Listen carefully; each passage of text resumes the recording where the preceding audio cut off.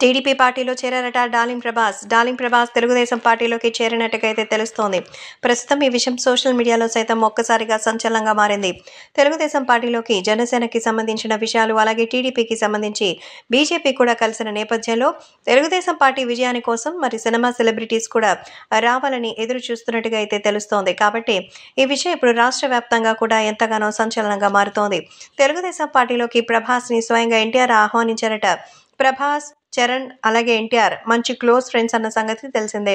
మరి డార్లింగ్ అయితే ఖచ్చితంగా తన ఫ్రెండ్స్ అంటే ఎంతో ప్రాణమిస్తారు.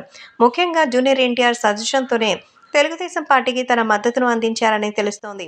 ఇంతవరకు ప్రభాస్ ఏ రాజకీయ పార్టీకి సపోర్ట్గా నిలబడలేదు. కానీ మొదటిసారిగా జూనియర్ ఎన్టీఆర్కి ఇచ్చిన మాట కోసం ఎన్టీఆర్ తరపున తెలుగుదేశం పార్టీలోకి ఆయన వచ్చినట్టుగా తెలుస్తోంది. జూనియర్ ఎన్టీఆర్కి విలువలేని చోట మరి మనకెందుకు అనుకుని ఇన్ని రోజులు సైలెంట్గా ఉన్నారు.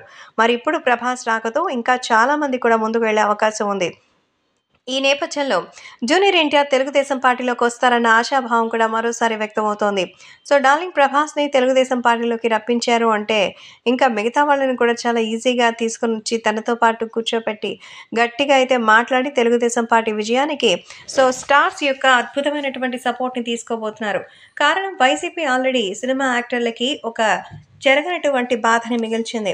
గతంలో చిరంజీవి గారిని పెట్టి ఎంతగా అవమానించారో తెలిసిందే. అందుకే ఇప్పుడు సినీ ఆర్టిస్టులంతా వైసీపీకి విముఖంగా ఉన్న సంగతి తెలిసిందే.